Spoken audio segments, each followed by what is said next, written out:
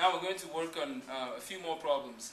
We're done with numbers 1, 2, 3, and 4. Now number 5 is simply a similar situation to the ones we just finished. But they've given us CB, or C to the power B, minus 2AB. This is just an expression by itself, and they're telling us that A is negative 2, and B is plus 1, and C is essentially minus 3. So with these values, all we need to do is to plug them into the expression that we've been given. And all we need to do now is, for C, that would be negative 3. And so what I encourage people to do is to have it directly underneath, like put the constants right under the variables that are representative. So minus 3 is what C is, and then to the power B. And B is plus 1. Now minus 2, and then times A, which is negative 2, and then times B, which is plus 1. And so this is essentially the expression with the constants plugged in. And so now it's minus 3, and then we have to remember our order of operation. We have brackets here, so let's deal with the brackets first, and before we deal with any other, like the subtraction. So minus 2 times 1, so whenever you have a minus times a plus, it's a minus. So minus 2 times 1 is minus 2.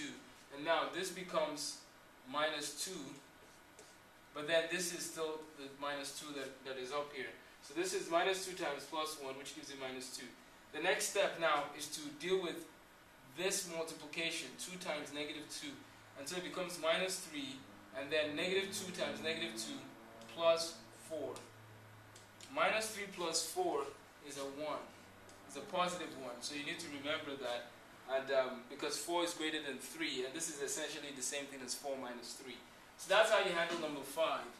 Now, number 6 is asking us to solve negative 2x squared plus 6x plus 8.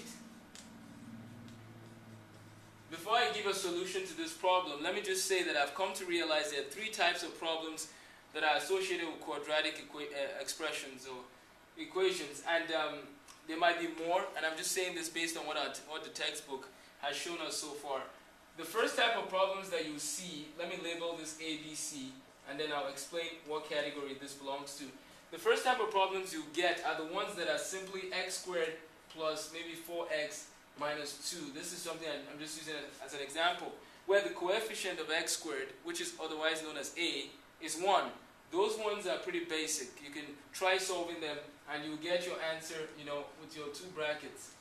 Those ones you can handle, and I'll explain how we do those as we go on. The next type I've realized are the ones where you might have like 10x squared plus 20x minus 50. And these ones you can factor out something. So like in this case, we can factor out 10, and then all we're left with is x squared plus 2x minus 5. Now, there are times when you can factor out things when you're solving quadratic expressions, but there are also times where you get something like 7x squared minus 4x plus 3, something like this. Now these ones, when you look at them, they might be scary, but again, you have to remember, I made up these problems right now in my head, but I'm just showing you the pattern they follow. This one we're doing belongs to the B category in that we can take out the negative 2. And so when we take out that negative 2, because it's common to all these things, we can now rewrite what is left in the bracket, which is x squared and then minus 3x, and all that we have left there is minus 4. Now you might be wondering why we have a minus and a minus when it started with a plus and a plus. Because if you were to multiply this out, it should give you the same thing you had in the beginning. And so minus 2, and then you get that in the bracket. Now this reminds us of the A type. And all we need to do now is to try solving this using the A type. Well, what does that mean? Well, the method we've learned in this class is the AC method. What the AC method does is that it helps us find 2 numbers that when we multiply them together, we get a certain number, and when we add them together, we get another number. So, the AC method here, what we need to do is to take A, which is 1 in this case, and C, which is negative 4. And so step 1 is to take A and multiply it by C.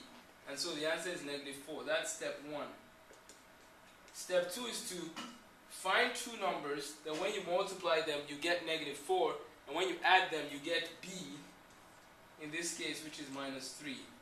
And so you need to find two numbers that when you multiply them together you get negative 4, and when you add them you get minus 3.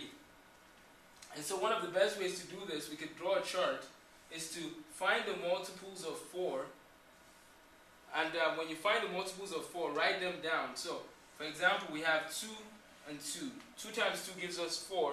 Well, we're looking for negative 4. So how about we say negative 2 times 2, which is negative 4. But when we add negative 2 to plus 2, the answer is 0. So we know that that's not the one we want. We check the next set of numbers. 4 times negative 1.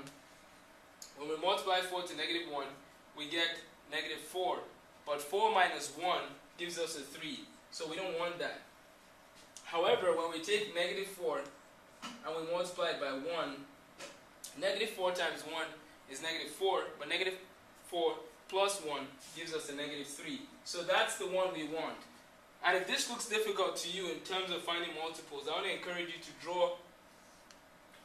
just draw and find all the factors or multiples of the number. So, for example, for 16, what you do is you draw this, you write 16, and then you take the lowest number that can go into 16 and put it into 16, and then you write down what you have left. And then you do it again with 8, and you write down what you have left. You do it again with 4, and write down what is left, and you do it until you get to the end. Now, I chose a simple number, but you get the point that 2 times 2 is 4. So 4 times 4 could be the two numbers. If 16 was AC, 4 times 4 could be the two numbers that when you multiply them together, they give you 16, and when you add them, we'll give you 0 in that case. We'll give you 8.